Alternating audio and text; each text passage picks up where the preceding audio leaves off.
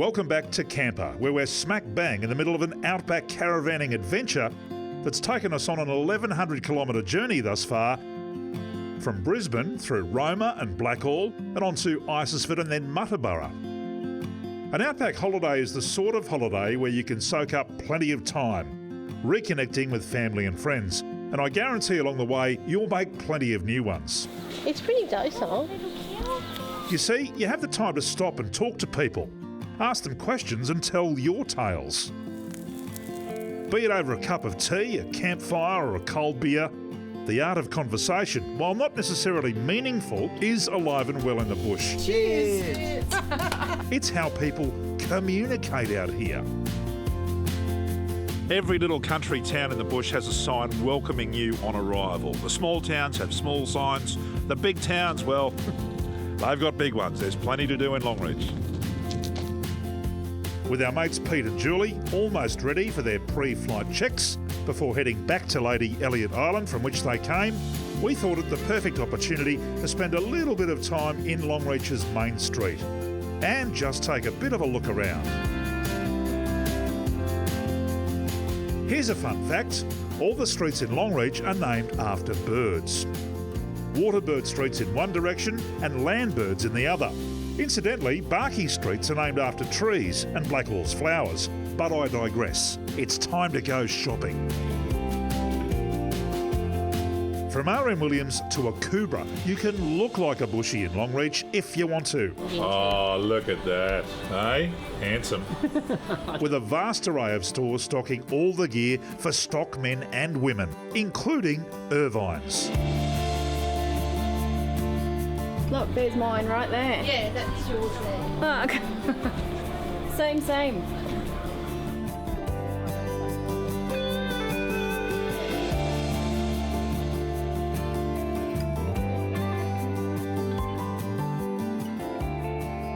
You're doing your bit for the for the bush I here. got my wallet back. Pete, she's doing her bit for the outback. The Longreach Bakery is an institution, and there are some great examples of beautiful historic architecture around the place. None better than the Station Store, an old pub which has been transformed into an HQ of sorts for the Kinnan family's brand Outback Pioneers. Here you can immerse yourself in a range of heritage experiences, like a tour of wonderful Nogo Station. As if 9 seasons of drought isn't tough enough, the current environment has meant that Nogo is operating late to visitors this year, but is still very much worth it. Nogo is a must-do, just one of a huge range of things that you can do right here with Richard Kinnan, a cattleman and a real pioneer himself in this space. Well, Nogo's 30-odd thousand acres, right, that wraps around the edge of Longreach, and it's on the big water, the water hole on this eastern side is their boundary. Yeah. So it's a merino sheep property in the short sense of it. So we tell the merino wool story out there with the historical landmarks that's on Nogo Station, from the Harry Redford, our famous cattle duffer. He branded all his cattle up right there before he headed to Adelaide with them. You'll see hundreds of kangaroos, all types, jumping across the plains, emus, wild camels, donkeys, brumbies. And lunch comes, they're all given a billy can. That's a Huey. Coffee and morning tea is a specialty here. It's a real family affair, with daughter-in-law Sarah looking after people when they come into the store. So here in the Station Store, this is now your role. Yeah. What are some of the most popular things that people are looking at when they come in? Yeah, so obviously there's a lot of things. There's a lot that they're looking at. One of the things, which is a new and exciting project that we've got in the store, is this hand-selected Outback Australian merino wool products. It's beautiful, and I love the colour. Love the colour. Yeah, well, we wanted to go for something that would sort of suit anyone, whether they were male, female, older, younger type thing. It sort of works in, with everyone. What about other things? Because really, the leather goods are beautiful. Do they do well as it? Yeah, definitely. They're a quality product, and that always it's not something that you can get everywhere. Is that quality leather? When I was a young fellow, I used to watch a show called Skippy. Skippy could drive cars, fly planes, do all sorts of things, and I'd go to tight shots of his claws doing things. So we're going to do a little segment. Skip, pick that cup up over there and get me a drink. I'm thirsty.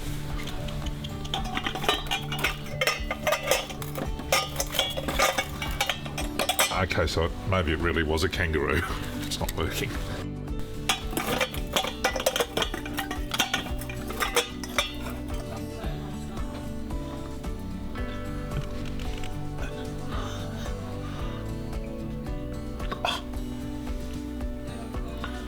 Works. That's how they did it. High five. And while the girls shop, Pete and I have gone out back to check out the original Cobb & Co Stagecoach. Another thing you can do with the Kinnons when you're out this way is to go for a ride in one of these being pulled along by 4 horses. It's an amazing experience. Now, I mentioned before that texts and emails don't really exist out here. Good communication comes directly from the mouth out this way, which leads me to Scotty, the Barefoot Poet. The creek at the ford was but fetlock deep when we watched them crossing there.